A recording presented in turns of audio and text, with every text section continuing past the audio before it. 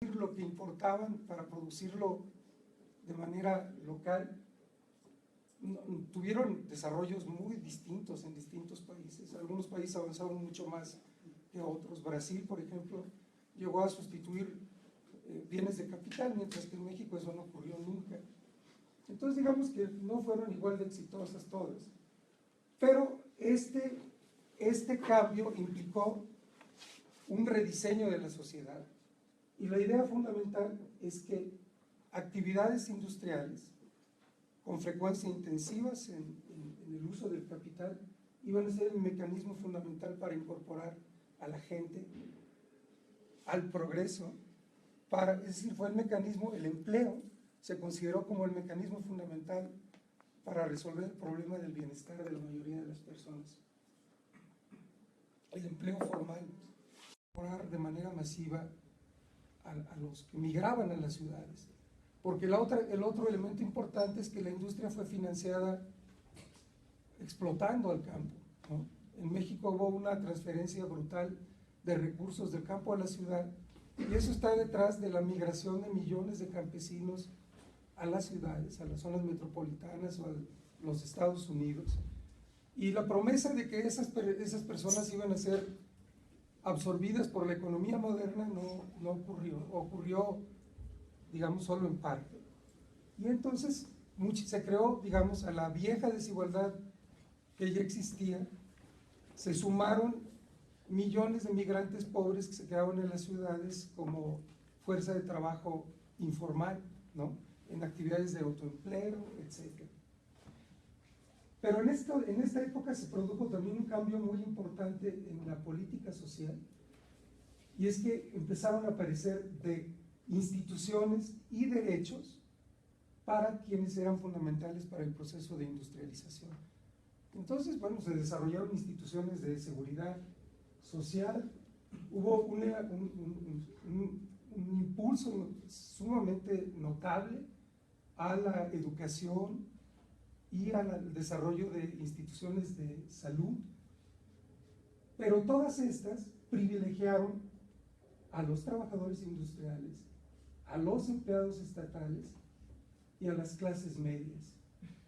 Y entonces quiere decir que en estos años se produjo una nueva forma de desigualdad, que es la que se sumó a la que ya existía antes, es quienes no pudieron ser absorbidos por la economía formal. ¿Cuáles eran las características de este modelo económico? Bueno, en primer lugar, que la diferencia entre ingreso rural y urbano aumentó, que se concentró el ingreso, ¿no? Y que como el ingreso se concentró, esta idea de apostar al mercado interno nunca terminó de cuajar, porque los mercados internos nunca fueron suficientemente grandes. Que a pesar de que se desarrollaron sistemas de bienestar que a nivel discursivo tenían un enfoque muy parecido al del estado de bienestar en Europa, los sistemas fueron excluyentes, segmentados, y no alteraron la lógica distributiva heredada. ¿Qué quiere decir esto de segmentados? Lo de excluyentes yo creo que queda muy claro. Para poder estar para tener acceso a los institutos de seguridad social, se necesitaba tener un empleo formal. Entonces todos los que no lo tenían quedaban por fuera. Y segmentados porque aparecieron montones de cajas pensionarias. Por ejemplo, en Brasil había una cantidad brutal para distintos tipos de trabajadores. En México había sistemas de pensiones y de salud para los trabajadores de Pemex, para los trabajadores de las Fuerzas Armadas, para los trabajadores de las compañías que se dedicaban a distribuir energía eléctrica, para el sector privado, para el sector público. Entonces lo que encontramos es una gran heterogeneidad. Si pensamos, por ejemplo, en salud, eso significa que había una redundancia muy grande de las instituciones, que las mismas instituciones distintas hacían lo mismo, lo que hacía que los recursos nunca fueran usados de manera sensata, y que además la calidad de los servicios fuera muy variable. Entonces, a la desigualdad que existía entre los que eran excluidos y los que eran incluidos dentro de estos sistemas, se sumó la desigualdad que se produjo dentro de los propios sistemas, porque no todos tenían los mismos beneficios ni los mismos derechos. Entonces vemos entonces cómo se va haciendo cada vez más complejo este proceso. Sigamos. Ahora, si recordamos, como les decía al principio, que cada país tiene una trayectoria distinta, vamos a entender que esta descripción general para América Latina no vale igual para todos los países. No ocurrió lo mismo en todos lados, en Argentina, en Chile, en Uruguay, en Costa Rica, donde la población indígena y afrodescendiente era muy pequeña, pues obviamente no había una desigualdad étnica comparable a la que había en Guatemala, en Ecuador, en los países andinos o en México. Y en estos países, se alcanzaron niveles de protección mucho más amplios y una expansión mayor de la ciudadanía social, porque hubo una mayor expansión del empleo formal, porque la cobertura de la PEA por parte de las instituciones de seguridad, de educación y de salud fue mucho mayor. Y entonces pues encontramos que por eso en el siglo, a mediados del siglo pasado, los argentinos pensaban que iban a llegar a ser un país muy parecido a los países europeos, cosa que no ocurrió. Pero lo que podríamos subrayar, por ejemplo, es que a lo largo de toda América Latina, un aspecto importantísimo de desigualdad que se mantuvo en este esquema fue el famoso breadwinner system, que no significa otra cosa que el tema del cuidado siempre fue un tema a cargo de las mujeres. O sea que el cuidado nunca fue un tema asumido dentro de la agenda social del Estado. Y entonces no hubo instituciones que se dedicaran a eso. Y entonces los que ven de manera más o menos eufemista esto dicen que fue un cierto familiarismo. Pero en América Latina no fue solamente un familiarismo, fue en realidad un tema de profunda desigualdad de género, ¿no? Las mujeres responsables de eso. En el caso de México y Brasil, pues lo que encontramos es que son economías muy distintas, porque son duales prácticamente. No en el sentido del dualismo que se usaba cuando se discutía la conexión entre lo rural y lo urbano, lo formal y lo informal, sino porque en realidad hay dos mundos completamente distintos: el mundo de las zonas metropolitanas de las ciudades y el mundo de la gente que vive en el campo y el mundo de los indígenas o de los afrodescendientes.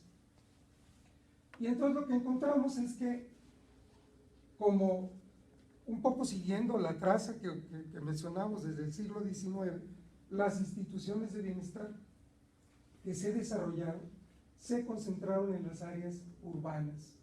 Entonces les pongo un ejemplo. Todavía a estas alturas de la historia, en pleno siglo XXI, que cuando yo era niño eso sonaba como el futuro, la mayoría de las instituciones de salud que ofrecen servicios de tercer nivel se concentran en las zonas metropolitanas, mientras que la atención a la que pueden aspirar las personas que viven en el campo es solamente atención de primer nivel. Y si ustedes piensan, por ejemplo, en términos regionales, lo que van a encontrar es que los hospitales de segundo nivel, estos que ofrecen atención donde puede haber intervenciones quirúrgicas más o menos simples o cierta atención para emergencias complejas, etcétera, se concentran solamente en algunos cuantos cabeceras municipales. La mayoría de la gente no tiene acceso a eso. Entonces yo creo que eso más o menos sirve para ilustrar lo que digo.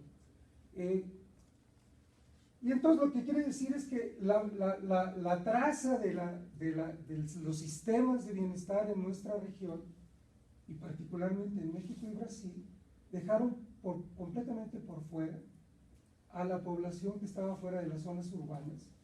Y como el mecanismo de acceso era tener un empleo formal para las formas de protección más sofisticadas, dejaron por fuera a toda la economía informal urbana. Por eso, estos regímenes se les conoce como regímenes duales. Entonces, fíjense, Argentina, Chile, Uruguay, Costa Rica aparecen como regímenes universalistas porque su nivel de protección fue mucho mayor en términos de universalidad. que lo que ocurrió en Brasil y México. Si vemos el tamaño de las instituciones, bueno, las de Brasil y México son mucho mayores, pero excluyen a muchísimo más gente. Si nos ubicamos en otro terreno, en América Central o en América Andina, donde la población indígena es, en algunos casos, mayoritaria, y en otros muy numerosa, lo que vamos a encontrar es que allí, en primer lugar, esta idea de industrialización vía sustitución de importaciones jamás, o sea, no tiene nada que ver con esos países. Y el desarrollo de las instituciones de bienestar siempre tuvo que ver con pequeñas oligarquías. La inmensa mayoría de la gente tuvo que recurrir para enfrentar los problemas básicos de salud, de educación, etcétera, de protección ante catástrofes naturales o ante enfermedades que los ponían en bancarrota. Siempre dependió de redes comunitarias o de redes familiares, porque el Estado no estaba allí. No hubo un Estado que protegiera a la gente, ni creando instituciones asistenciales de segunda ni de tercera. Entonces la mayoría de la gente que vivía en la pobreza vivía al margen de la política social. Por eso se les llama regímenes excluyentes. Bueno, entonces ya ven que la película de América Latina es una película de desigualdad en muchísimos sentidos. ¿Y cuándo llegamos? Bueno, aquí tenía unos datos que tal vez puedan ilustrar. En el año 70 y 80, ¿no? Los hogares en pobreza en los regímenes universalistas eran solamente el 15.3%. En los regímenes duales eran más del doble. Y en los regímenes excluyentes eran prácticamente la mitad de la población. El Gini, pues digamos, nunca fue nada para presumir en nuestra región. ¿Sabe lo que mide el Gini, no?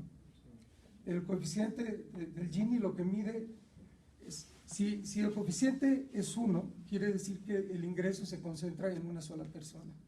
Entonces, entre más bajo, quiere decir que el ingreso se distribuye entre más personas. En Europa, por ejemplo, es común encontrar coeficientes de Gini que están, si son los países escandinavos, están en el 0.25, si son países como el Reino Unido estarán en el 0.30, ¿no?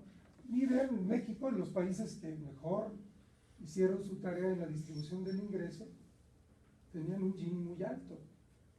Y otros, y conforme nos movíamos en la escala regional, pues cada vez era la desigualdad mayor. El gasto social como porcentaje del PIB también varía muchísimo entre países. Los universalistas gastan mucho más, y gastaban desde los años 70 y 80, que los duales y los excluyentes. Una excepción podría ser el caso brasileño, que tiene tal vez el nivel de gasto social más alto de la región, y uno podría lanzar las campanas a vuelo diciendo, bueno, este país es un país que se preocupa por proteger a las personas, ¿no?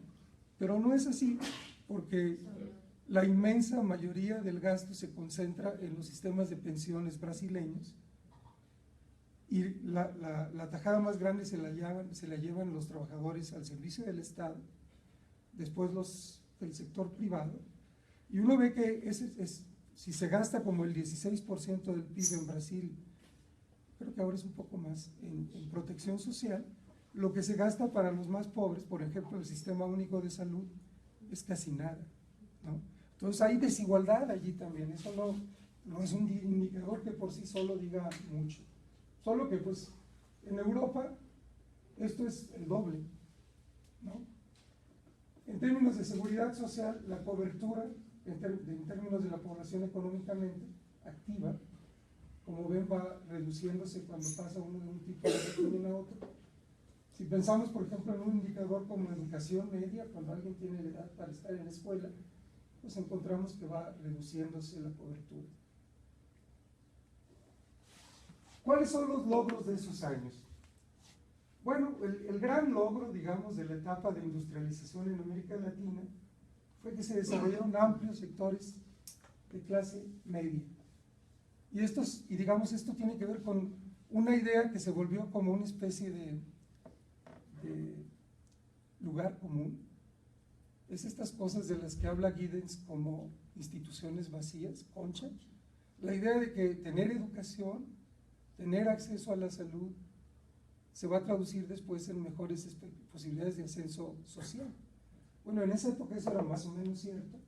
Los sectores de clase media podrían lograr que sus hijos tuvieran enseñanza media y superior, que accedieran a empleos estables, que los hijos gozaran de una situación mejor con la suya, en los dos sentidos, porque tenían educación, una mejor educación que la que tuvieron sus padres, y tenían mejores empleos, y tenían mejores posibilidades de vivir que las que tuvieron sus familias de origen. Lo que ocurrió después,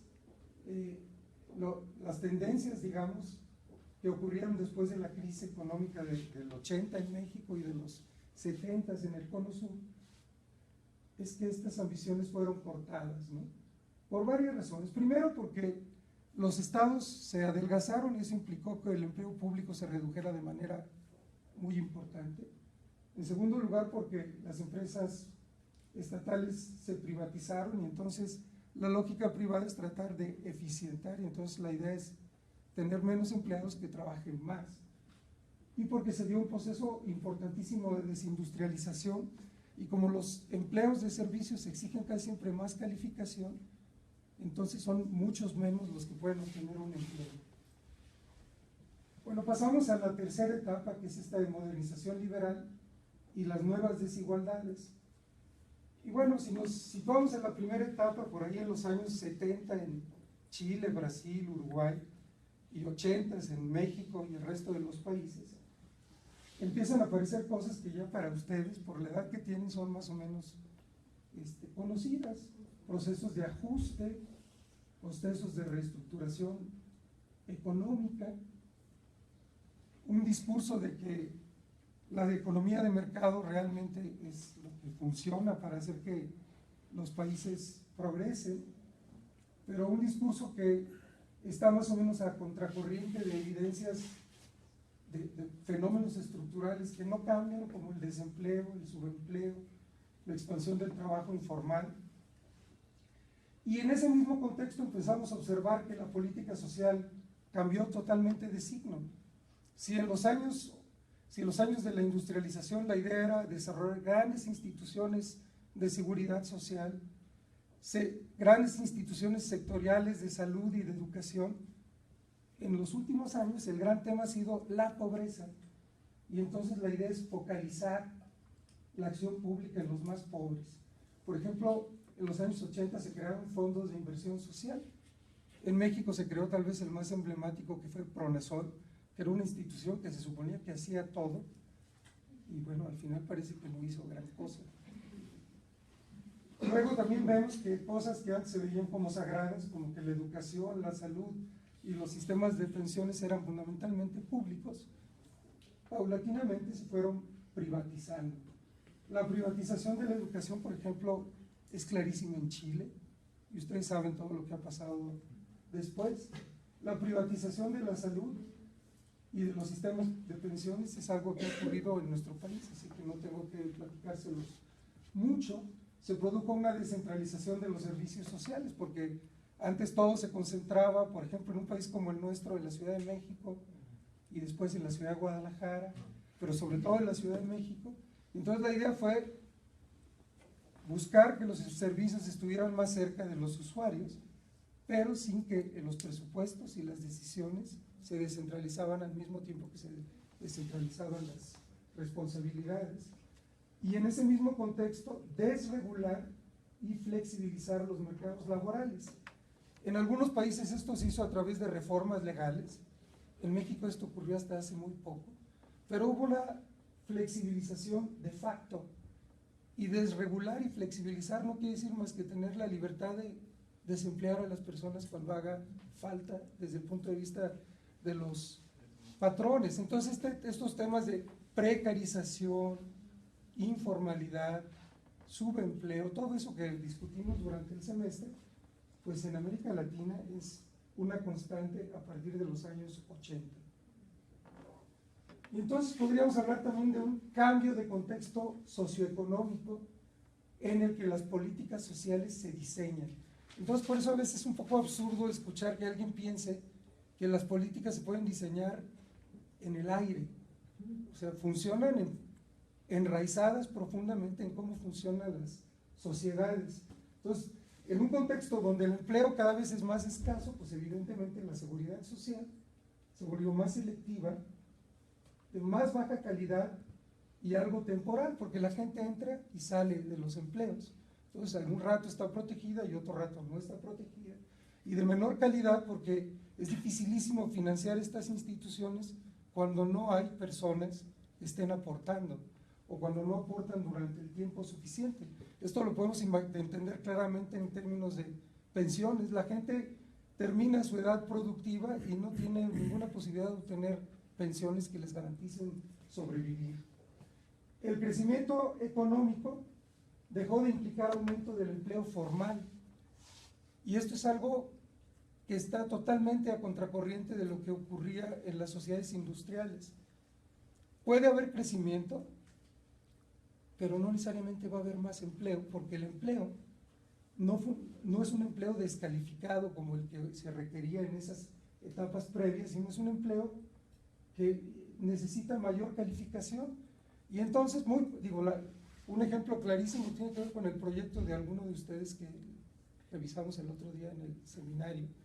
La gente que trabaja en los call centers necesita hablar inglés, casi siempre terminó alguna carrera o está haciendo una maestría y le pagan cualquier cosa y no tiene seguridad social. Bueno, eso es alta calificación.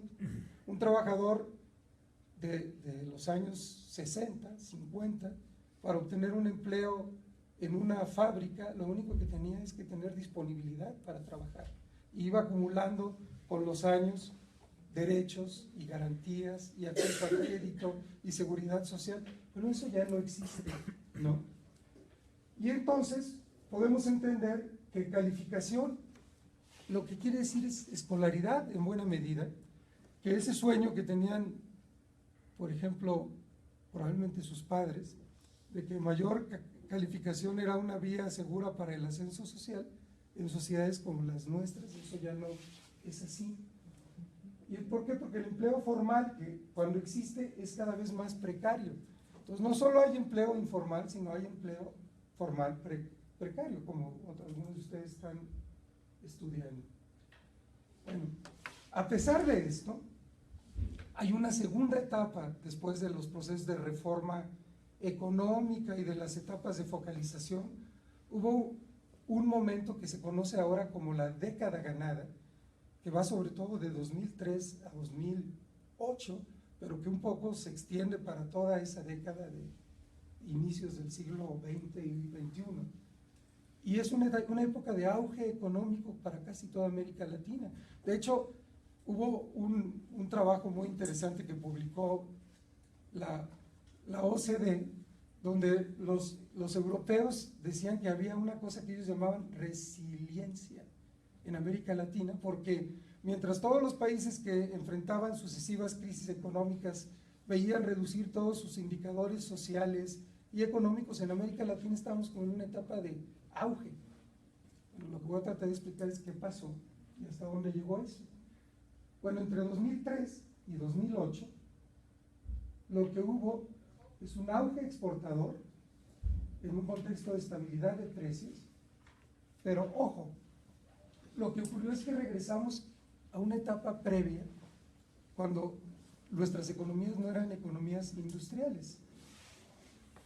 Las exportaciones más importantes de esos años fueron soja o soya en Argentina y Brasil, caña de azúcar, bauxita, estaño en Brasil, cobre y litio en Chile, hidrocarburos en Venezuela, México, Brasil, Bolivia, Ecuador. No ven, salvo México, la mayoría de los países no estuvieron exportando nada industrializado. Y sin embargo, hubo un crecimiento promedio en la región del 5.2%, en algunos países fue mucho mayor. En nuestro caso no fue así. Aquí nada más de 2001 a 2014 crecimos una tasa anual de 2.2. México es el país del estancamiento, es una maravilla, jamás crecemos. Pero entonces pasó algo interesante. Durante esta etapa de auge, las clases medias se recuperaron porque tuvieron mejores salarios, sus expectativas de consumo crecieron, tuvieron acceso a vivienda, salud, crédito, educación superior para sus hijos, pero a pesar del auge, esto ocurrió en un contexto de gran incertidumbre, porque fue un contexto de precariedad, de inestabilidad laboral, porque eso es algo estructural.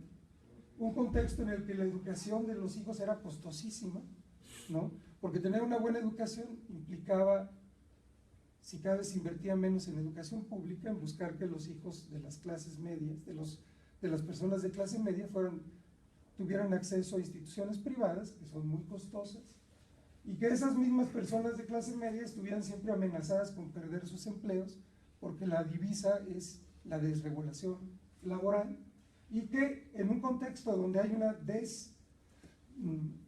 un desmantelamiento en algunos casos y en otros casos una desinversión en términos de salud, cuando las personas se enferman, enfrentan gastos catastróficos, porque o no pueden ser atendidas por las instituciones de salud porque hay una cola enorme, o porque no son derechohabientes, o porque no tienen las medicinas, pero la gente tiene que gastar muchísimo cuando se enferma. Y pasó algo interesantísimo a escala regional, y es algo que se ha llamado un giro a la izquierda. En México se dio un poco este giro a la izquierda, pero solamente a nivel local, por ejemplo en la Ciudad de México. Y lo que podemos ver es que hubo como una nueva agencia social que de parte de sectores fundamentalmente medios de ingreso, que le demandaban al Estado lo que el Estado no ofrecía: protección, regulación económica, seguridad. Y detrás de eso hubo un giro electoral en países como Brasil, Argentina, Ecuador, Venezuela, Bolivia y Uruguay, con gobiernos muy distintos, pero la izquierda volvió a tener un lugar en la escena política de la región. Y este giro electoral se tradujo en un giro de la política social que es muy interesante y que permitió abandonar esta idea muy esquemática de solamente política para la pobreza extrema, solamente focalización en este terreno. Gracias. Se implementaron 3 cosas de las que voy a hablar brevemente: los programas de transferencias monetarias condicionadas, esquemas de aseguramiento solidario en el campo de las pensiones y reformas de los sistemas de salud universalistas. Si quieren, vamos viéndolas por partes. Primero les platico un poquito. En toda América Latina ahora hay 19 programas que realizan transferencias monetarias condicionadas como oportunidades, como Bolsa Familia, que tienen una cobertura enorme y que en algunos casos esta cobertura permitió que poblaciones que nunca tuvieron ninguna forma de protección estatal la tengan. Y eso hace que algunas personas piensen que eso es una forma de universalidad. Después les voy a mostrar por qué en casi todos los casos no lo es. Luego, en el campo de las pensiones, antes la única posibilidad de tener una pensión era tener un empleo formal durante muchos años, pero en muchos países como Brasil o México se han desarrollado transferencias para personas que no tuvieron un empleo formal el tiempo suficiente. En Brasil estas transferencias son son un derecho social.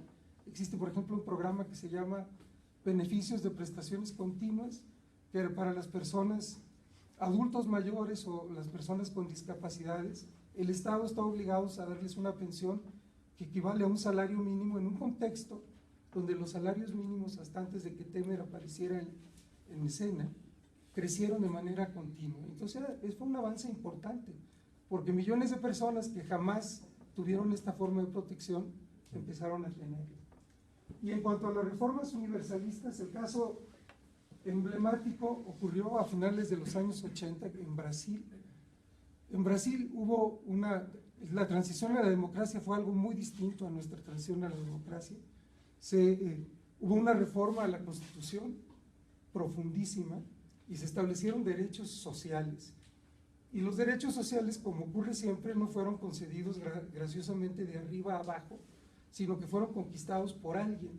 En el caso brasileño, por ejemplo, cuando vemos lo del sistema de salud, lo que hay que subrayar es que hubo una coalición muy amplia que incluía profesionales de salud, beneficiarios de programas de salud, universitarios, sectores medios, y entre todos exigieron al Estado desarrollar algo que en Brasil no existía, que fue un sistema de salud público. En Brasil nunca hubo un sistema de salud público hasta el 88. Y no solo eso, un sistema de salud único para todos los brasileños y universal. Quiere decir que para tener acceso a la protección en salud en Brasil basta con ser ciudadano. El tema es que como antes había un sistema de salud privado, en realidad el sector privado sigue teniendo un peso importantísimo y hay como una dualización. Hay una fuga hacia adelante de quienes quieren mejores servicios y esos tienen que pagarlos, ¿no? Y casi siempre son los que tuvieron los mejores beneficios en otras etapas, pero aún así es un avance. El gran reto es que pensar en universalidad en América Latina siempre pasa por un problema importantísimo, y es que no ha habido reformas, con excepciones con muy pocas excepciones, reformas fiscales que garanticen los servicios. O sea, no es un asunto nada más de que decidamos todos que queremos tener protección universal, el asunto es cómo pagarle.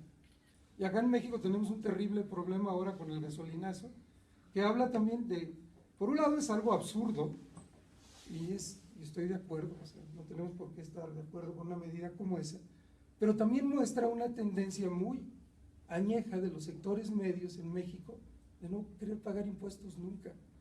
Y sin pagar impuestos, pues cómo se van a pagar claro que con los gobiernos como tenemos, uno piensa que se los van a robar, ¿verdad? Puede ser así. Bueno, les decía, vamos viendo los ejemplos de algunos de estos programas. Las transferencias monetarias lo que tratan de impedir es la reproducción intergeneracional de la pobreza, gastando muy poquito. Tienen una suposición que es absolutamente inaceptable, y es que la gente es pobre por sus malas conductas a escala micro.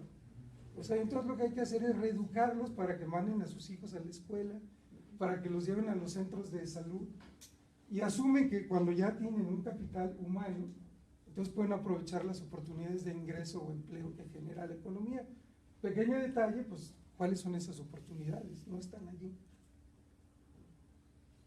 Aún así, en países como México, Brasil, hablamos de cobertura de 32 millones de personas en el caso de México y 58 en el caso de Brasil. Y si hablamos de toda América Latina, hablamos de una cobertura de 127 millones de personas en 19 países. Eso es un avance importante y tiene efectos que a lo mejor no son tan notables como los que defienden estos programas. Quisiera un ejemplito, lo vemos aquí con datos de Coneval. La población en situación de pobreza con transferencias se reduce a 46.2% y sin transferencias llegaría a 48.3% en 2014. La población en situación de pobreza extrema se reduce también de 11.8 a 9.5 porque existen estos programas. Las personas con carencia de acceso a la seguridad social también se reducen un poco por la existencia de programas como el seguro popular, ¿no?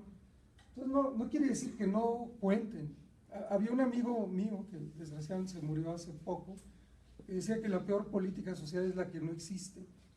Entonces a veces hay que defender hasta estas cosas, pero no son exactamente las que requerimos, ¿no? Aquí hay un recuento para que vean lo importante que son estas políticas en esta región. Los dos programas más importantes del mundo en materia de transferencias monetarias son Bolsa, Familia y Oportunidades. Y el cuarto son Familias en Acción en Colombia. Y el programa que tiene el porcentaje más grande de la población cubierta es el Bono de Desarrollo Humano en Ecuador. Entonces no son cosas tan menores. Y bueno, pero esos programas tienen un gran problema, y es que no garantizan derechos para nadie. La idea es resolver problemas mínimos, de necesidades insatisfechas, sin garantizar derechos y sin ofrecer servicios de calidad. Son servicios de mala calidad para personas que antes no tenían ni siquiera eso. Y luego vemos ejemplos más o menos distintos de esquemas de protección con un enfoque de derechos, por ejemplo, esto que les decía yo de beneficios de prestaciones continuas, que bueno, ya les platiqué qué es lo que hacen, entonces no se los voy a repetir. Y luego vemos las reformas, ya les hablé del caso brasileño, que creó un sistema único de salud que busca universalizar la cultura, promueve la equidad, garantiza los mismos derechos para todos, le confiere el mismo estatus a cada usuario, garantiza la misma calidad de los servicios para todos, promueve la participación comunitaria y social. Es un esquema realmente universalista, pero sin recursos suficientes, ¿verdad? Ese es un pequeño problema. Y hay otros ejemplos, el de auge, por ejemplo, en Chile, que Chile es un país que sufrió un proceso de liberalización extrema, que tenía un sistema más o menos universal y público de salud que se privatizó y que generó desigualdades brutales, y en el año 2004 se creó un esquema que se conoce como acceso universal con garantías explícitas de salud, auge, que se parece mucho al Seguro Popular porque ofrece un paquete muy limitado de servicios, pero a diferencia del Seguro Popular, garantiza cosas que nadie garantiza en nuestro país. Y son de corte universal estas garantías. Acceso, que las personas van a tener el mismo tipo de tratamiento para el mismo tipo de enfermedades. Calidad, que los prestadores de servicio van a ser prestadores de servicio acreditados por el Estado. Oportunidad, que nadie va a hacer colas larguísimas para morirse en el camino. Y protección financiera, que todos van a poder pagar solamente un copago, porque hablar de universalidad en un país liberal implica siempre pagar algo. Y en México se habla de universalidad, y la universalidad mexicana es como muy sui generis. Se llama cobertura universal. Y quiere decir que entre todos los seguros que ya existían, oportunidades, que ahora se llama Prospera, y el Seguro Popular, se cubre a la mayoría de la población, porque hay un 21% de la población que no tiene acceso a ninguna forma de protección de salud. Y se llama una especie de sistema de protección social en salud, que es como sumar las partes, y se dice que eso es como pluralismo segmentado.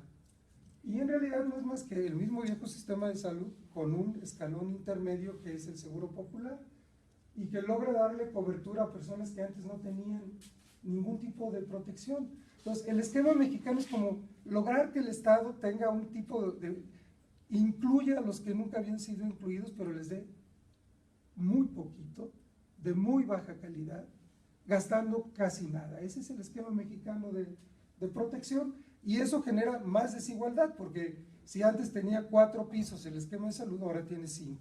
Entonces quiere decir que hay 5 niveles de ciudadanía distintos. Eso es más desigualdad. Aún así, en esta famosa década ganada del 2003 al 2005, vemos, por ejemplo, que la pobreza se redujo de manera brutal en muchos países. En Argentina de casi el 50% al 4.7%. En Brasil del 35.8 al 15.1%. En Chile del 29.1 al 14.4%. En Uruguay del 32 al 11%. En México no se redujo, aumentó, ¿verdad? Porque nosotros no somos mexicanos y no queremos hacer lo mismo. La indigencia, pues igualito, ¿no? Pues fue una época que se llama la década ganada, pero no para México. Y bueno, ya les hablé de eso, no es para ilustrar su optimismo. Hay un estudio reciente que publicó Oxfam, y que muestra más o menos cuál es la situación de desigualdad extrema en México. México está dentro del 25% de los países con mayores niveles de desigualdad en el mundo. Ha habido un crecimiento de la desigualdad extrema, la economía está estancada, los salarios promedios no crecen, mientras, por ejemplo, en Brasil o en Argentina sí crecían. Y ahorita, creo que no traigo la gráfica. En realidad es una caída libre desde los 70s hasta ahora brutal del salario mínimo. La pobreza persiste y la fortuna de unos cuantos sigue expandiéndose de manera brutal. Aquí está el asunto de la estabilidad de la pobreza en nuestro país. Miren, Esto es lo que se conoce como pobreza alimentaria o pobreza extrema. En 1992, el 21.4% de la gente, de las personas de este país, eran pobres. En 2014, el 20.6%. Después de décadas de programas de pobreza no ha cambiado nada. Y esta es la pobreza extrema, y esta se llama pobreza patrimonial. No entro en muchos detalles porque yo creo que ya están cansados. Pero en 1992 el 53% estaba en esta situación, y en el 2014 el 53.2% está en esta situación. Entonces, sí, lo que caracteriza a nuestro país es un maravilloso estancamiento económico, social y una profunda regresión política, porque en eso sí vamos todavía más para atrás. Y aquí hay datos de rezagos, rezago educativo en porcentajes de la población en millones de personas, en accesos a servicios de salud, en acceso a la seguridad social. Estos son datos del 14.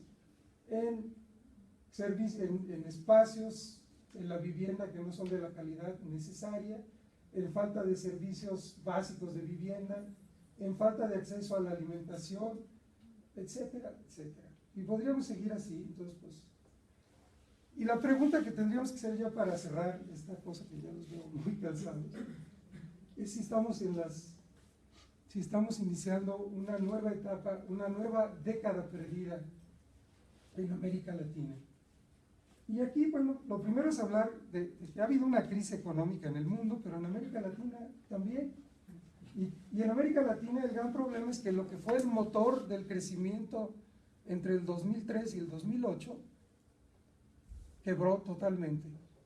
Ha habido una caída de los precios de las materias primas y de los precios del petróleo. Entonces, lo que fue el motor ya no va a poder seguir siendo por un buen rato. Y entonces vemos que esto se refleja en el comportamiento del Producto Interno Bruto a escala regional y por países. En 2009 se redujo en 1.7, en 2010 y 11 se recuperó. A partir del 2012 y hasta 2015 ha tenido un crecimiento muy pequeño, pero en países como Brasil, ya en 2015 hubo una contracción del PIB del 3.9, en Venezuela del 6.9, en Argentina pasó de 8% de crecimiento a 1.4% en 2015. Bueno, esto es cómo ha crecido la pobreza en México entre el 10 y el 14, 2.5 millones de nuevos pobres. Y bueno, nada más para documentar el optimismo sobre la región, pues tenemos la victoria de Macri y el repertorio de medidas liberales que está proponiendo, y el ascenso de Temer a través del impeachment, que fue un verdadero golpe de Estado, y que implica también que el modelo, y ahí quería cerrar, el modelo regional de bienestar para el futuro es el modelo mexicano. Es decir, se está pensando que cómo gastar menos y proteger a muchos. Entonces el futuro inmediato es, pues ya ven, pensando en México, eso sí, claro, si la política no sirviera para nada, esperemos que sí sirva para algo, ¿verdad? Bueno, un futuro lleno de claroscuros, y ya le voy a parar para que descansen un poquito. Gracias.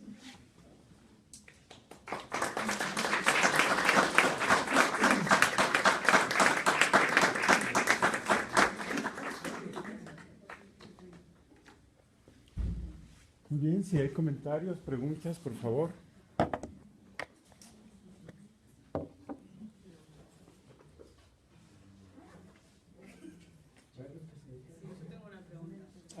Adelante. Sigue siendo muy desalentador verlo desde acá. ¿Cómo crees que se hace para, o cuál crees que es la, no sé si la voy a poder formular correctamente, porque sí creo que existen distintos procesos como de empoderamiento de ciertas políticas, pero creo sinceramente que ahora con hacia dónde viró todo el sur, ya no importa nada. O sea, el caso de Temer no fue una compulsa popular, lo de Macri sí, o sea que bueno, hay que aguantársela, es lo mismo que acá, son elecciones. Pero sí creo que hay que no lo que muy a priori creo que no logró la izquierda en el sur fue hacer hacer entender o empoderar que esas políticas de cierta igualdad o universalismo valían, porque el Estado se ensanchó en el sur y ahora empezaron a recortar y recortan siempre por los lugares que parecen no doler, pero en el fondo sí duelen, pues son educación, cultura y salud. Como, o sea, no creo que sea únicamente a nivel legislativo, porque eso lo pueden deshacer, pero sí creo que no hay ciudadana, en lugar del ciudadano no hay una conciencia de que eso es lo que vale, más allá de que creas que el mercado se abra, ¿no? La riqueza, etc. Como que eso me parece que es lo más grave de todo, que tampoco nos permite a nosotros como salir a la lucha de la defensa de eso, ¿no? Pero no sé, como me parece muy desalentador todo. Bueno, mira, sí, yo creo que es un poco desalentador realmente, pero pienso que la alternativa, y bueno, sobre eso en realidad no, ya no quise hablar mucho porque de por sí quise hacerlo muy extenso y sí quedó bastante largo. Creo que más bien lo que habría que discutir es cuál es el papel de la política para transformar a nuestros países, ¿no? Es decir, yo lo que veo es que tenemos 30 años de gobiernos liberales en lo económico, incluso donde la izquierda gobernó. Nunca ha habido un modelo propio, alternativo, de crecimiento económico. Si vemos el caso del Cono Sur, hubo crecimiento, pero fue un crecimiento absolutamente coyuntural y que implicó desindustrializar, en parte. Bueno, Brasil no, ¿verdad? Pero hubo un abandono de cosas que ya se habían logrado. Entonces, creo que hace falta discutir en términos académicos y también hace falta en términos tecnocráticos proponer otro tipo de políticas. Hace falta un ciclo nuevo de reflexión sobre la economía en nuestros países, ¿no? Y lo que veo ahora es como que en este momento hay como una especie de sensación de que no hay nada que hacer. Entonces yo empezaría por lo económico. Hace falta pensar que es necesario hacer reformas y buscar cómo sustentar las reformas, pero reformas fiscales. O sea, nunca vamos a poder tener sistemas universales con el tipo de esquema hacendario que tenemos en América Latina. Entonces, como pienso que fue un espejismo lo que ocurrió, digamos, del 2003 al 2008, en términos económicos, pero creo que tiene una ganancia en términos sociales, y es que las personas, y eso por ejemplo cuando uno ve el caso europeo es muy evidente, en Europa durante la mitad del siglo pasado se construyó un modelo social, y ese modelo social es un modelo legítimo. Y no es fácil que un gobierno, por más de derecha que sea, pueda dar marcha atrás a los derechos que la gente construyó. Entre más débil es la sociedad, entre más débiles son sus organizaciones, entre menos participación política, entre menos movilización existe, entre menos propuestas de alternativa hay sobre la mesa, es más fácil hacer estas cosas sin que tenga ningún costo. Entonces pienso yo que estamos en un momento difícil, pero en momentos difíciles a veces, creo que históricamente eso ha ocurrido muchas veces, es cuando se producen cambios, ¿no? Entonces, digamos, como en el rol que nosotros tenemos, que es como de científicos sociales, nuestra obligación es pensar qué habría que hacer. Porque, por ejemplo, cuando hacemos este recorrido histórico sobre las formas de desigualdad en América Latina, lo que uno observa es que en ninguna etapa se resolvieron las contradicciones previas. Ni en la etapa del modelo agroexportador y de materias primas, ni en la etapa industrial, ni en la etapa actual se ha resuelto el viejo problema de los indígenas, de la población afrodescendiente, de los campesinos, de los migrantes a las ciudades. Lo que uno ve es que se van sumando poblaciones en condiciones de desigualdad. Y ningún gobierno, por más de izquierda que haya sido, ha terminado de resolver esto en los países donde estas contradicciones existen. Siempre se privilegia a los que son más activos, se privilegia a los sectores medios, pero pienso que lo que hay que buscar es formas de coaliciones, construir coaliciones sociales inéditas, que busquen pensar que la política, estamos muy acostumbrados, pues sobre todo en países como el nuestro, a que la pobreza es un asunto ajeno a los sectores medios. La pobreza es un tema del Estado, es un tema, es muy curioso. A mí me tocó hacer un seguimiento de discursos mediáticos visuales sobre la pobreza. Y lo que es evidentísimo es que cada vez que aparece un rollo sobre programas sociales, está dirigido para los sectores medios, no está dirigido para los beneficiarios. La idea no es informar a nadie. Es decir, miren, esto es un tema técnico, hay personas que saben cómo manejar esto y ellos lo van a resolver. Y ustedes sigan tranquilos en su casa, viviendo sus propias realidades, ¿no? Entonces, creo que saber esto a lo mejor no es muy esperanzador, pero es indispensable para poder hacer algo, ¿no?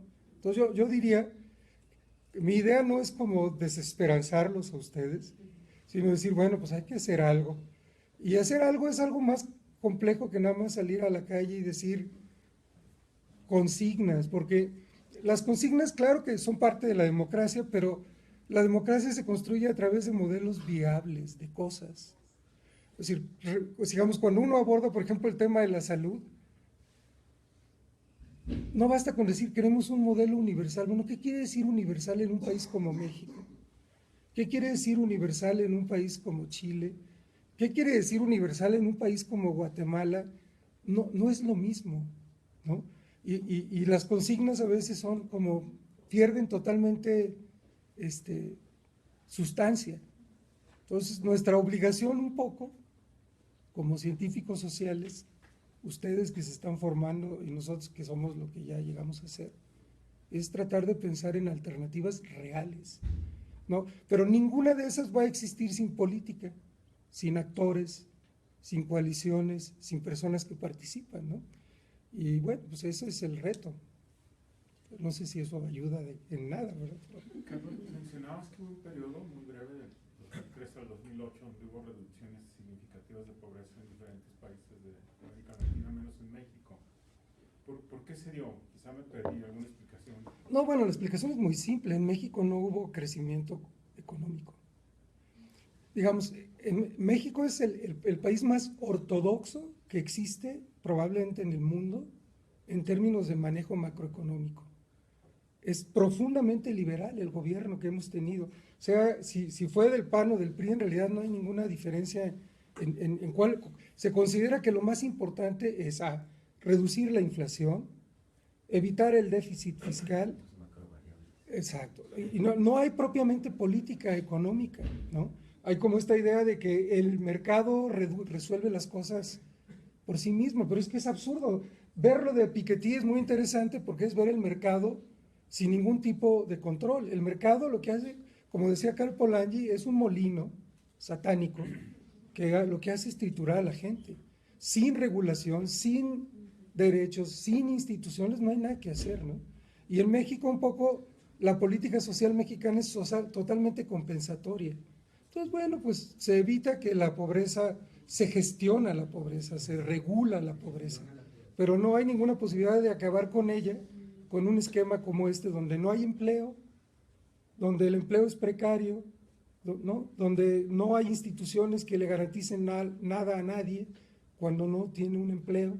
Entonces hay que rediseñar eso. Claro que es complicado, pero si seguimos igual, pues vamos a obtener exactamente lo mismo, ¿sí? Doctor, preguntarle, mencionaba que una de las alternativas sería una reforma fiscal, y que aquí menciona lo de los impuestos a las herencias y los impuestos progresivos. Además de estos dos, ¿qué otras cosas debería de estarse discutiendo? Bueno, en realidad casi que, mira, Piketty piensa que la reforma fiscal de la que él habla es una reforma que tiene que ser casi global, ¿no? Pero en países como México, bueno, la reforma fiscal pasa por lograr que sean causantes los que no pagan impuestos jamás, que son las empresas. Buena parte de las empresas no pagan nada. Entonces, la mayor carga fiscal que existe en México es sobre el impuesto sobre la renta. Somos los cautivos, pagamos, o el IVA, ¿no? Por eso cuando el Estado se ve en una situación de crisis financiera inminente como se encuentra ahora el Estado, lo primero que piensa es en aumentar un impuesto al consumo, porque lo otro, no. Y bueno, en México ha habido intentos de hacer reformas, desde el último que fue una propuesta importante, fue en la época de Echeverría, y lo que vemos es que hay poderes fácticos que frenan cualquier intento de reforma, ¿no? Y hubo un intento de reforma fiscal que realmente terminó siendo una especie de miscelánea con Peña Nieto, y de nuevo fue una reforma que dejó que la impunidad absoluta a todos los que evaden realmente los impuestos. Si ellos pagaran impuestos tendríamos mucho más, ¿no? Y además en México hubo una tradición de obtener ingresos del petróleo durante muchísimo tiempo, y ahora dice el presidente que se murió la gallina de los huevos de oro, Cantarell y todo eso, pero en realidad lo que quiere decir es que no existe, por ejemplo, no se ha desarrollado, por muchas razones, una cultura fiscal en México. Pensar que hace falta redistribuir el ingreso, que hace falta compartir colectivamente los beneficios sociales y hay que pagarlos colectivamente. Pero eso es dificilísimo teniendo gobiernos corruptos, autoritarios, antidemocráticos como los que tenemos, ¿no? Entonces no es fácil hacer un cambio de esa envergadura. Digamos, si un gobierno como el de Peña Nieto impulsara una reforma de esas, no iba a lograr absolutamente nada, porque tiene que haber un cambio político antes, ¿no? Sí.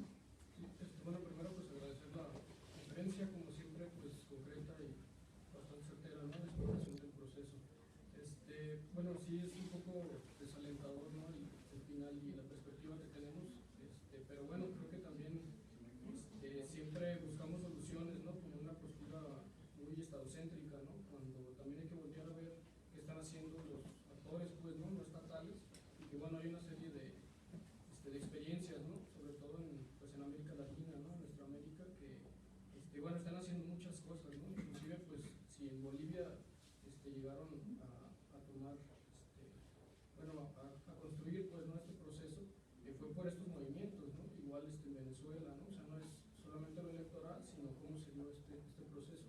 Y creo que en México, bueno, parece que se está exportando esto que comenta de esta universalización de los sistemas, pero también México es un referente, pues, ¿no? En procesos autonómicos y comunitarios. Entonces, no sé qué punto de vista tiene usted al respecto. No, yo creo que tienes mucha razón. Es decir, realmente creo que el futuro del país va a pasar por lo que la gente haga de manera organizada.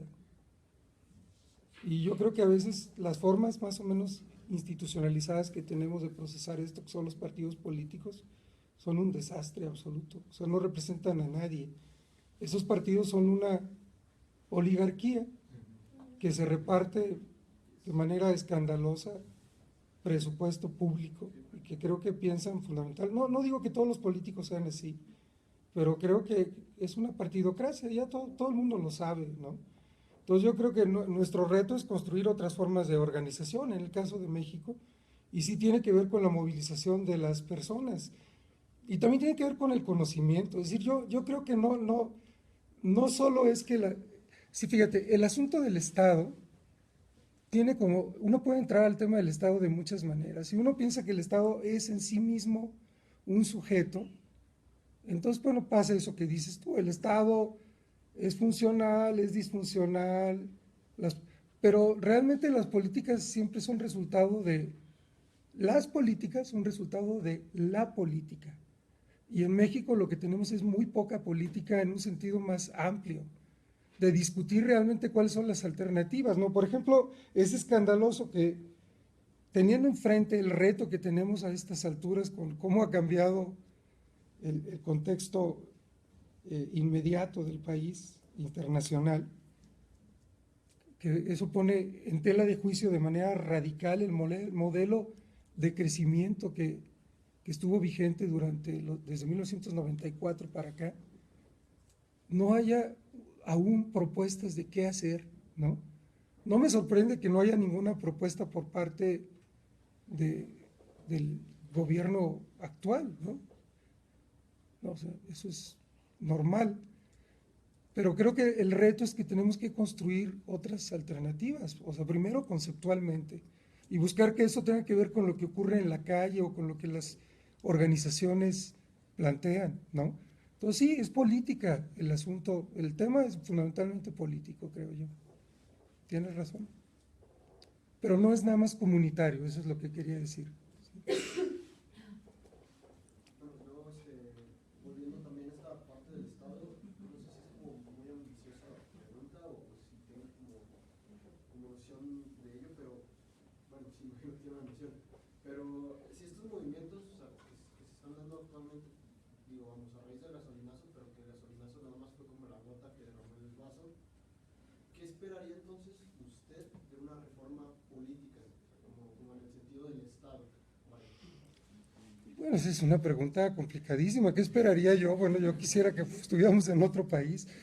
No, mira, yo creo que me parece maravilloso que la gente, que todos los que podamos nos manifestemos en contra del gasolinazo, ¿no? Porque es una medida absolutamente impopular, es una medida autoritaria, no hay ninguna justificación real de una medida como esa. Pero creo que, es decir, si esa es la gota que derramó el vaso, lo que no hay todavía en todo esto es realmente no hay suficiente política en el sentido de discutir cuáles son los problemas de fondo, ¿no? Porque digamos, sí, tenemos todos claro que el problema es el PRI, ¿no? Y Peña Nieto, y que Peña Nieto en sí es un actor de tercera y todo lo demás. Pero creo que va más allá, es decir, creo que el que estas cosas ocurren van a facilitar que haya una discusión más profunda, si tenemos suerte. Porque también podría ocurrir que no la tengamos y que todo esto se diluya, si lo permitimos, en nada, ¿no?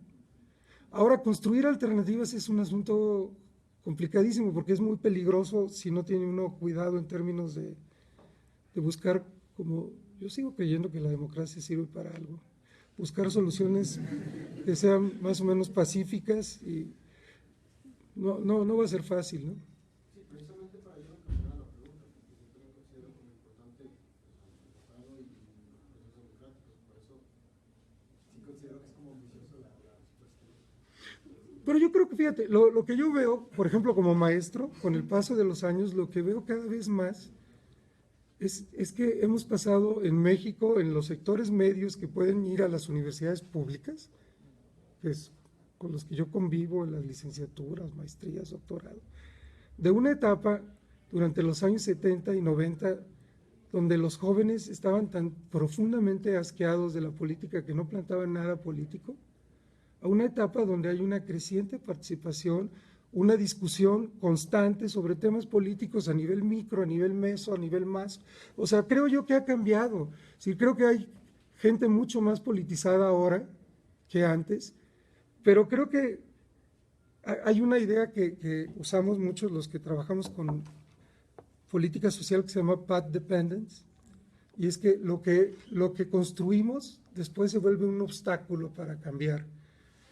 Creo que como hicimos una transición a la democracia que permitió que los partidos sean lo que son ahora, las formas de discusión y de participación política están totalmente mediatizadas, ¿no? Intermediadas más bien por los partidos. Y tenemos que deshacernos de eso y no va a ser fácil, ¿no? O sea, necesita haber una reforma política, necesitamos rediscutir qué quiere decir una transición a la democracia real. Porque durante tantos años nos han repetido que hubo ya una transición a la democracia en México. Yo creo que todo indica que no es cierto, ¿verdad? Entonces, necesitamos replantear eso de manera colectiva y hay muchos espacios para hacerlo, ¿no? En fin. Doctor. Sí, te quería hacer unos comentarios breves. Primero, creo que es bueno que tu análisis incluyas conceptos que luego generalmente están ajenos a los diagnósticos que se han hecho en México y en América Latina.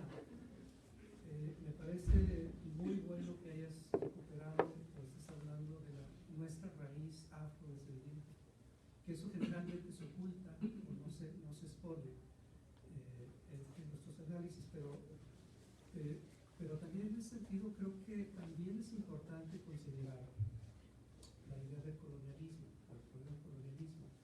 Sí, creo que en América Latina siempre hay que recordar que hemos sido, porque seguimos siendo países colonizados, y ese es un punto en mi opinión muy importante a la hora de los análisis, ¿no?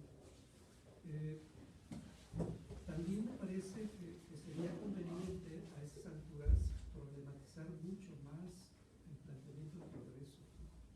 Que yo creo que esa es una cosa que también nos mantiene muy controlados en realidad, y suponiendo siempre que va a llegar algún momento esta cuestión del progreso, ¿no?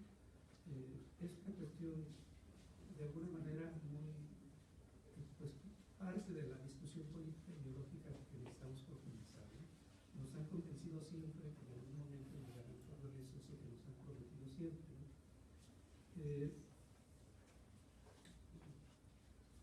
Efectivamente, el diagnóstico que haces es certero y sí abona al pesimismo y a la incertidumbre, pero yo creo que es bueno hacer esos diagnósticos contundentes con números, con gráficas, como tú haces. Y de alguna manera creo que estás poniendo en cuestión pues, todo el desarrollo de América Latina en los últimos 30, 40 años, ¿no? que tienes, y la conclusión es que es un fracaso realmente, ¿no? Y si es un fracaso, entonces efectivamente pues lo que queda enfrente es que tenemos que hacer, ¿no? Y obviamente lo que tendríamos que hacer pues no es lo mismo que ya se hizo, sino que tenemos que pensar en otras cosas, ¿no? Y ahí es donde yo creo que está el reto, ¿no? Donde está el reto fundamental. Y en ese sentido creo que también es cierto que hay una gran incertidumbre, porque si no queremos seguir haciendo lo que ya hicimos en 30 años y no tenemos claro qué es lo que queremos hacer, creo que ahí está el reto y sí hay riesgos, pero yo creo que las posibilidades son mayores que los riesgos. Y bueno, nada más decir eso y sugerir en todo caso, digamos, efectivamente en situaciones tan complicadas como las que estamos viviendo, a lo que tú dijiste podemos agregar más cosas si queremos ponernos más pesimistas. Sí, pero no quise. Todos los muertos, todos los desaparecidos, Claro. todos los que hemos perdido y los que seguimos. No, sí, fíjate, este es pesimismo macro. En ese sentido creo que también conviene ser muy cautos, pensar y hacer, ¿no? Yo digo que no solamente pensar, o pensar haciendo, y entonces sugeriría para momentos de incertidumbre y de riesgo volver a Ernest Bloch. ¿Perdón? Volver a leer a Ernest Bloch, el concepto de esperanza, que creo que ese es uno de los grandes textos que nos puede, digamos, ayudar a resistir y a pensar en momentos de riesgo como el que estamos viviendo. Pues mira, lo único que puedo decir es que estoy de acuerdo con todo lo que dijiste. Por ejemplo, lo del colonialismo, mira, sí, claro, yo creo que simplemente lo mencioné de pasada, o sea, entre las herencias, o sea, lo que dije más bien, estaba tratando de ver la etapa de capitalismo en América Latina.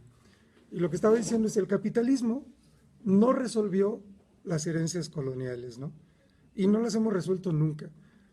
Y sí, claro, o sea, yo creo que, por ejemplo, los historiadores pueden hacer muchísimo, y creo que necesitamos mucho más interdisciplinaridad, por ejemplo, para tener discursos un poco más complejos, ¿no? Para ver lo que significaba colonialismo entonces y lo que significa ahora, y las mediaciones que hay en ese proceso. Entonces estoy de acuerdísimo. Sobre la idea de progreso, yo creo que, mira, creo que el semestre pasado invitaron a Enrique Valencia que diera una conferencia sobre la idea de desarrollo. Fue la invitación de la Junta Académica del Doctorado para iniciar los cursos del semestre pasado. Y discutió el tema del desarrollo y hubo una polémica muy interesante. Creo que es eso lo que tú estás mencionando. Es decir, ¿cuál es el concepto que realmente nos puede permitir problematizar y tener una esperanza al mismo tiempo respecto al futuro? Entonces, ese concepto en cierto sentido era el concepto de desarrollo, es un concepto muy desacreditado, pero un poco lo que decía Enrique es que, claro, con todos los adjetivos que le podamos poner, él más o menos votaba porque bueno, pues mientras no tengamos un concepto mejor, es como el concepto de democracia. Bueno, el de democracia, pues ¿qué es la democracia? Los conceptos cada vez están más vacíos, ¿no? Cohesión social, socialismo, le podemos seguir, pero en realidad creo que necesitamos repensar de manera profunda qué idea de futuro viable podemos imaginar. Y ya no sé cómo le podamos llamar, pero progreso ciertamente no, ¿no? Desarrollo, pues puede que no sea lo ideal, pues entonces ¿qué? Tú dime cómo le llamamos a eso. Y sobre lo último de la esperanza, y totalmente de acuerdo, es decir, lo último que quiero yo, aunque parece que todo el semestre no he hecho otra cosa, que hacerles que pierdan, creían, yo creo que estaban en el infierno, porque cada vez les decía yo, nunca saldrán. No, la idea más bien es que no puede uno resolver problemas si no los entiende. Yo no pretendo ni remotamente, como decía un maestro mío, jugar al Timbiriche. No pretendo que esta sea la explicación de la historia de América Latina, es un punto de vista de cómo se han desenvuelto las cosas en temas de desigualdad, que puede ser mucho más complejo que lo que yo hice ahora.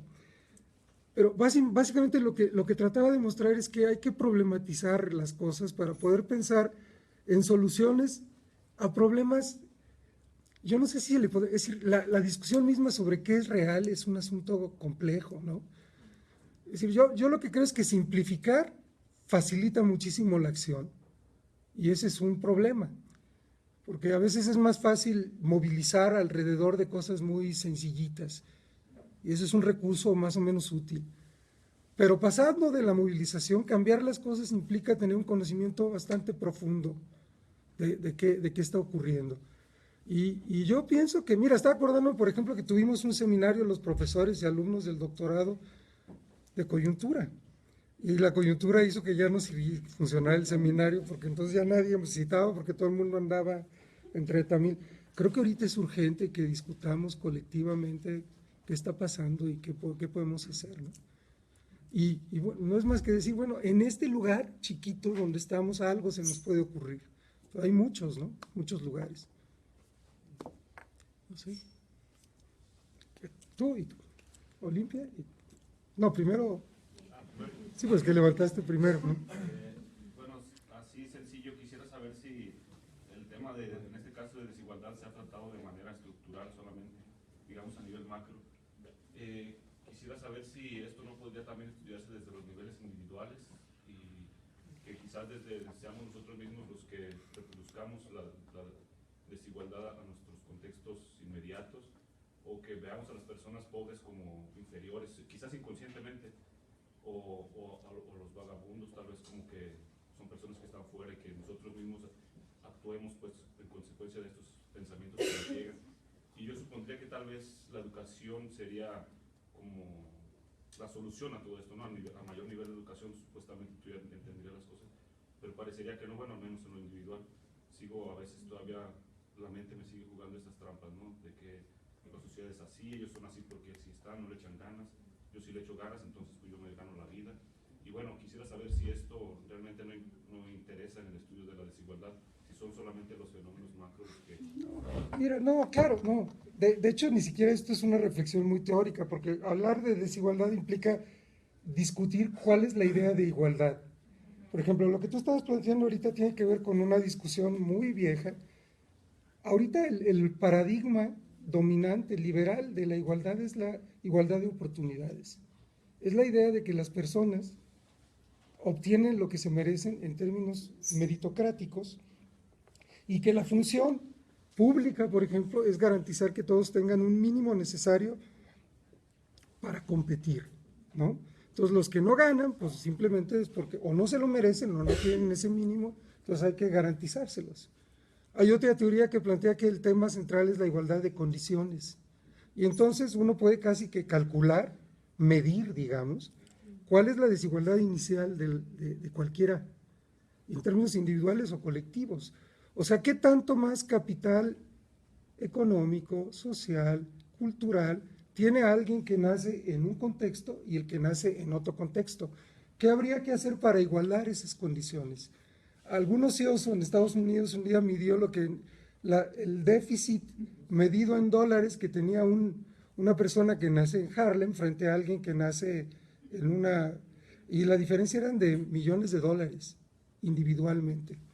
Entonces, este asunto de la igualdad de condiciones lo que plantearía es más bien el esquema universalista, es decir, como no podemos cerrar esas brechas en términos del capital que las personas tienen cuando nacen, lo que podemos hacer es garantizar derechos que igualan a las personas. De ahí surgió toda la idea de Marshall, de ciudadanía social. La ciudadanía como una forma de modificar a la estructura social que produce el mercado. Desde ahí viene eso, estamos hablando de los años 50. Y luego hay otra que dice la igualdad de resultados. Y entonces lo que plantea eso es, no, lo que tenemos que garantizar es que todos obtengan lo mismo. Cada una es más difícil que la otra. Esas son como las teorías macro sobre la igualdad. Pero a nivel, digamos, de lo que me preguntabas, de simbólico, uno lo que puede hacer, por ejemplo, es ver lo que plantean Bourdieu o Kant. Es decir, esta idea de que lo social siempre tiene, todo lo social tiene una doble dimensionalidad, una dimensión simbólica, sin la cual es imposible que se reproduzca el orden social, y una dimensión, entre comillas, material, cualquier cosa que eso signifique. Y lo simbólico en términos de desigualdad se convierte en diferencias. En las diferencias culturales, en las formas de consumo de las personas, las expectativas vitales, la manera de concebir a los otros, y hay unas distancias brutales que no se pueden medir. Ahí lo que hay que hacer es, usando la lógica esta del Verstegen y el Erlare, lo que hay que hacer es comprender cómo se construyen esas diferencias. Y las estructuras sociales funcionan fundamentalmente en términos simbólicos. Digamos, las grandes fronteras que existen entre las personas son, antes que nada, fronteras simbólicas, que se vuelven fronteras materiales. Por eso cambiar lo simbólico es tan importante. Entonces, sí se puede hacer eso. Pero bueno, depende del enfoque que tengas. Los antropólogos también hablan del tema de desigualdad, incluso en una comunidad muy pequeña.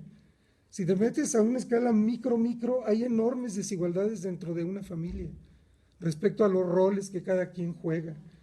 Y la desigualdad no solo es vertical, es horizontal entre distintos grupos sociales que no tienen acceso a lo mismo. Entonces sí, es muy, muy complejo.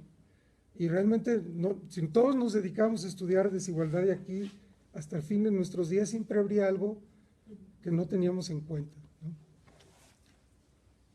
Perdón, Olivia.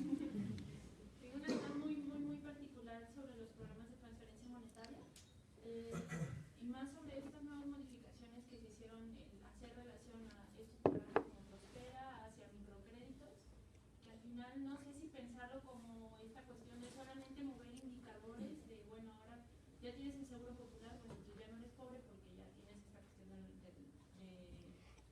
de la salud. Ahora con estos microcréditos podríamos pensar que es otra forma de mover indicadores para decir ya los pobres ya ahora ya acceden al mercado financiero. Y entonces no sé si al final se podría pensar como, bueno, entonces el Estado, lo que mueve al Estado mexicano no son las necesidades de la población, sino esta necesidad de ellos mismos de mover indicadores a nivel internacional. Sí, yo creo que tienes mucha razón. Es decir, con los programas contra la pobreza, o para reducir la pobreza, o para evitar la pobreza, lo que ocurre es que ha pasado algo muy curioso. Los fondos de inversión social tipo Pronasol eran unos programas donde cabía absolutamente todo. Había esquemas de crédito, había becas, había fondos para infraestructura social, había fondos para salud, entonces eran unos programas donde abarcaban tanto que en realidad no hacían, el que mucho abarca, poco aprieta. Entonces, cuando se hizo una reforma a estos programas, lo que se planteó es que en realidad había que entender cuál era el ADN de la pobreza. Y a la conclusión que llegaron es que el ADN es que la pobreza es un problema de falta de capital humano, educación. Es decir, que a la gente lo que habría que ver cómo rediseñar las políticas para que todas las gentes tuvieran garantizado educación para poder obtener ingresos a través de un empleo o a través de oportunidades empresariales, ¿no? Sus changarros, como decía Fox. Y entonces lo que hicieron fue hacer que la política de ser un paraguas gigantesco se hiciera cada vez más estrecha, y entonces era Progresa, que quería decir educación, salud y alimentación. Alimentación y salud, porque sin eso es imposible aprender nada, ¿no? Y luego sustitución de los ingresos que las familias iban a perder para que pudieran entonces invertir en que los hijos, en que fueran a que hicieran chequeos de salud y que hubiera las madres se capacitaran para que supieran qué hacer en casos para prevenir enfermedades, todo lo que es progreso. Pero como estos programas no fueron diseñados, de hecho, para resolver el tema de la pobreza. Son programas que más o menos parten de un criterio bastante darwinista, y es que los pobres viejos ya no tienen remedio. Hay que invertir solo en los jóvenes, ¿no? Porque ellos son los que, es evitar la reproducción de la pobreza intergeneracional. Ese es el ADN de estos programas. Pero como han ido perdiendo legitimidad en algunos países como el nuestro, no en todos, luego digo por qué, ha pasado eso que alguien llama el síndrome del arbolito de Navidad. Cuando pasaron cuando el Progresa pasó oportunidades, se le agregaron algunos elementos que no consideraba que tenían que ver con cuestiones productivas que nunca funcionaron, pero esa era una cuestión discursiva. Todavía siendo oportunidades se le agregaron algunos elementos que tenían que ver con las personas de la tercera edad. Cuando se convirtió eso en Prospera, el tema central era también como un tema económico, financiero. Ahora, ¿qué significa eso? Bueno, es que ese es un tema básicamente de lo que hablamos, es absolutamente discursivo. Es un tema simbólico. Claro que lo que debe quedar claro es que no es un tema simbólico frente a los pobres, sino frente a los que no son pobres. El discurso es para los que no son pobres, es decir, fíjense cómo cada vez tenemos programas más complejos que atienden todas las necesidades de las personas en situaciones de pobreza o de vulnerabilidad. Pero basta hacer un análisis muy pequeñito de lo que los programas cuestan en términos del Producto Interno Bruto, para entender que si le cargas más responsabilidades a un programa y sigues invirtiendo lo mismo, pues cada vez vas a hacer peor lo poquito que hacías. Y eso es lo que pasa. Entonces es un tema básicamente de legitimación, ¿no? De legitimación, y puede que tengas mucha razón, a lo mejor no frente a los sectores medios, sino frente al Banco Mundial, frente al BID, que ahora financia muchos de estos programas, probablemente. Profe, sería muy descabellado decir, ahorita en este periodo que comentábamos de 2003 a 2008, que es cuando la mezcla mexicana de petróleo, si mal no recuerdo, estaba a $100. Digo, y para quienes todavía perseguimos pues la zanahoria de lo electoral, sería muy descabellado decir que a través de esos indicadores donde México iba al revés, fue una causa o es solamente una característica que en México nunca haya habido a nivel nacional un gobierno de izquierda, para no decir progresista. No, yo creo que nunca ha habido un gobierno de izquierda porque ha habido fraudes electorales, digo, así de simple. Digamos, eso da respuesta a que los indicadores vayan al revés, que si hubiera habido uno... No lo sé, mira, es muy difícil. No estoy seguro, mira, lo que ha pasado con los gobiernos de izquierda en América Latina es que son muy liberales en términos económicos y son progresistas en términos sociales. Digo, una crítica que se le puede hacer al esquema brasileño es que en términos económicos realmente fueron bastante conservadores respecto a sus políticas, pero fueron muy avanzados en términos sociales, porque crearon derechos, instituciones, pero como no resolvieron tampoco contradicciones previas. El poder de veto que tienen los sindicatos en Brasil es brutal. Y por eso los sindicatos se chupan la mayoría de los recursos del gasto social. Y eso no lo cambió nadie porque es un asunto de economía política. Entonces, ¿cómo vas a lograr que ellos estén interesados en deshacerse de sus privilegios a favor de otros, no? Es complicado. Y en términos de economía, bueno, habría que ver qué cambia. Es decir, apostar todo a la venta de materias primas a China, ¿te parece como una alternativa de desarrollo? No, ¿verdad? Entonces yo creo que hay una agenda pendiente. En Brasil sigue muy vigente una visión neodesarrollista, que es muy interesante, que plantea más bien como que la necesidad de tener políticas económicas, ¿no? Es decir, ¿qué pasaría si repensáramos la CEPAL en este contexto actual? ¿Qué nos imaginaríamos para el futuro? ¿Industrializar a nuestros países? ¿Cuál sería el tema, no? Es ahí donde hay una falta muy grande de discusión, ¿no? Es algo que hay que trabajar mucho todavía.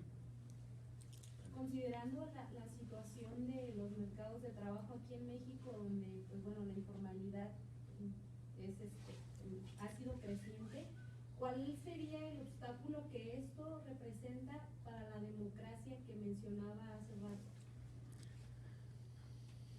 Mira, no sé, es una pregunta complicada, porque, mira, yo creo que la democracia no pasa por la formalidad del empleo.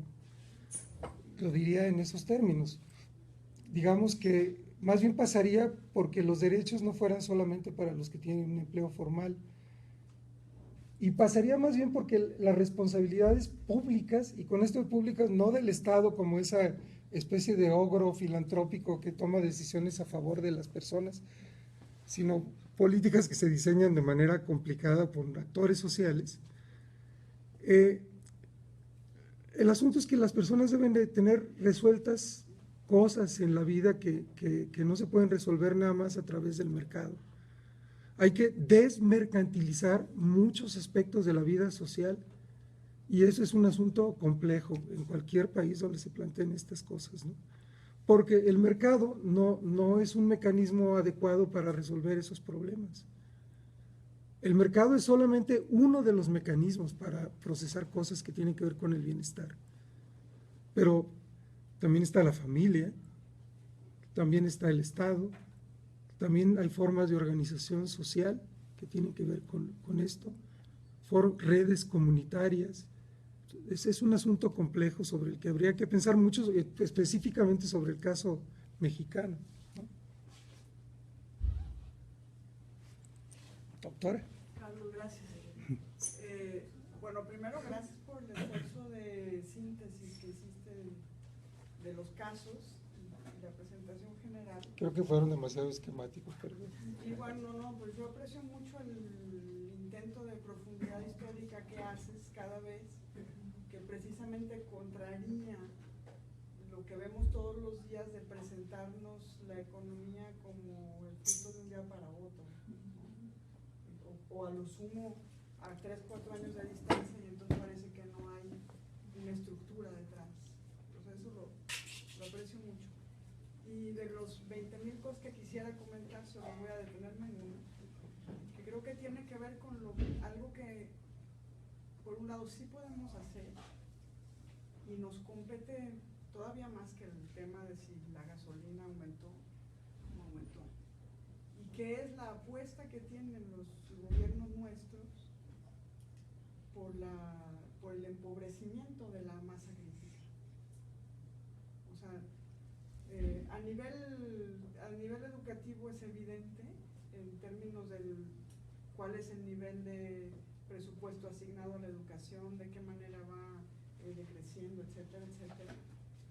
Pero a nivel de la educación superior es más que evidente en la forma en que lo que se está privilegiando son indicadores cuantitativos, atentando cotidianamente a la calidad, o sea, cada vez exigiendo que se produzca más, mercantilizando en el fondo, ¿no? A quienes tenemos plazas proponiendo los famosos tortibonos que se traducen en ingresos, y a quienes están estudiando proponiendo un esquema donde lo que menos importa es la producción de reflexión crítica. Entonces tenemos pero sí que en determinado tiempo y muy apresuradamente se produzca algo que va a acreditarse. Entonces el gran reto que tenemos es cómo dentro de ese mismo esquema producimos algo de calidad que nos saque de la condición colonial del saber en el que estamos. Yo creo que ahí lo que Jorge señalaba es muy importante, porque tampoco la condición colonial es una especie de destino ya para la eternidad de nuestros países, sino que la condición colonial de la producción de saber, en esa sí tenemos algo que podemos hacer. Primero, por lo menos entendiendo cómo funciona y tratando de proponer salidas que todas pasan por la construcción de diálogo crítico en algún momento, que es algo que yo pienso que en México tenemos bastante poco. Lo voy a ejemplificar con algo que pudiera parecer muy menor, que es de verdad la poca costumbre y la poca receptividad a la crítica que tenemos. Porque cuando tenemos los espacios de diálogo, alguien que critique con el tono de voz un poco subido y ya alguien lloró. De verdad es patético. Si las calificaciones son sobre 100, cualquiera que tenga por debajo de 90, ya este profesor me tiene ofendido. Y entre los propios colegas tenemos muy poca receptividad a la crítica. Eso es algo que en México tenemos que construir, que en otros países, en Argentina por ejemplo, existe de manera mucho más clara, ¿no? O sea, la gente llega, pues se critica, uno cree que se van a sacar los ojos, pero no sucede nada. Todos se van a tomar un vinito. Y bueno, eso es algo que nos compete directamente, que sí podemos hacer y que tendría repercusiones a mediano y a más largo plazo. No, creo que tienes toda la razón. Yo pienso que la manera como está estructurada la ciencia en México es absolutamente colonial. El modelo que el CONACYT promueve es un modelo colonial, donde el conocimiento es un modelo mertoniano de la ciencia, donde realmente hay una competencia entre los más aptos, y los más aptos obtienen la mayor visibilidad y son los que obtienen los premios. Y hay reglas que se supone que garantizan que la competencia es un mercado. Frente a eso podemos pensar en un modelo, por ejemplo, como el de Bourdieu, donde la ciencia es básicamente un campo de batalla, donde la visibilidad es un asunto de poder, y donde obtener visibilidad implica competir por un capital simbólico, y es una lucha. Y eso implica crítica siempre. Implica siempre desafiar al conocimiento que está establecido como canónico. Entonces no podría yo estar más de acuerdo contigo. Es decir, por ejemplo, eso que mencionabas de tratar de pensar en términos históricos, este reto de interdisciplinaridad del que hemos hablado varias veces, tiene que ver con que eso no es premiado en ningún lugar. O sea, no se premia a nadie que esté tratando de hacer ese tipo de análisis. Fíjate, yo tuve una discusión con alguien muy cercano a Coneval, porque Coneval tiene toda esta idea de que lo que no se puede medir, no se puede corregir. Y es absolutamente estúpido, porque lo que hay que corregir no es nada más lo que se puede medir, ese es el punto central. Hay otras cosas que cambiar que no pasan para nada por el tema de la corrección. Y entonces asumir esta idea por el tema de la medición, asumir el tema de la medición como el único tema central, implica renunciar a la historia de la ciencia, de las ciencias sociales, donde hay un modelo positivista, pero no es el único, ni siquiera es el hegemónico a escala global, hay una competencia de modelos, ¿no? Entonces yo creo que habría que reconocer esto para poder avanzar en ese terreno. Y sobre lo del descolonizar, pues yo creo que claro, tienes todo, no se puede, lo primero que tenemos que atrevernos a hacer es a pensar por nosotros mismos. Y un poco es entender que es irremediable pensar por nosotros mismos si queremos resolver nuestros problemas, porque a los otros no les interesan nuestros problemas. Entonces lo que hacemos siempre es como tratar de ver cómo lo nuestro de alguna manera se puede incluir dentro de una teoría construida en Alemania, que mira cómo se brasileñiza la economía alemana, ¿no? O sea, es que eso no puede ser, o sea, mirar de aquí hacia allá también, pero sobre todo mirarnos a nosotros mismos, ¿no? Entonces yo estoy de acuerdísimo contigo. Muchas gracias, Carlos, por esta síntesis, como decía Lisa. Y nada más quería agregar un poquito un poco en aras de lo que comentaba Elisa, que sí me parece muy importante sobre el asunto de la descolonización. Creo que tiene mucho que ver con el asunto de relaciones, y eso es algo que podemos hacer. O sea, cuando hablamos de colonización hablamos de procesos históricos, hablamos de mentalidades, hablamos de sistemas económicos, pero también omitimos hablar muchas veces de sistemas de relaciones, ¿no? Y ese sistema sí se puede modificar. O sea, aquí mismo en la universidad es muy evidente que somos muy reacios a la crítica, y estas cosas tan pequeñas que nos tocan mucho a profesores y estudiantes, en la manera en que cómo nos posicionamos frente al otro, a veces ni siquiera lo escuchamos, a veces nos cuesta mucho trabajo defender nuestras propias ideas, tenemos muchos miedos. Ese tipo de cosas que sí se pueden modificar creo que ayudan muchísimo, ¿no? O sea, un sistema democrático empieza también por alterar los sistemas de creencias y de, digamos, de valores en torno al conocimiento, hacer estas cosas mucho más transversales, que no dependen de la economía del dinero, dependen de mentalidades, ¿no? Entonces creo que eso sería, me parece muy importante.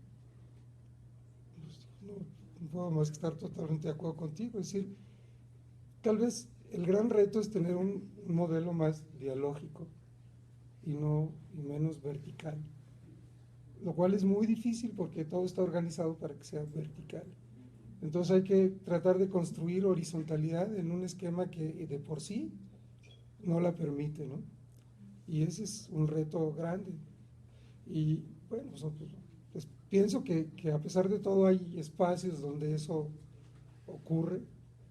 Lo que habría que buscar es que esto tenga consecuencias fuera de esos espacios para que sea como un modelo a seguir, ¿no? Bueno, yo creo que ya... Solo resta agradecer a Carlos, conferencia, cátedra, muy valiosa. Gracias a todos ustedes.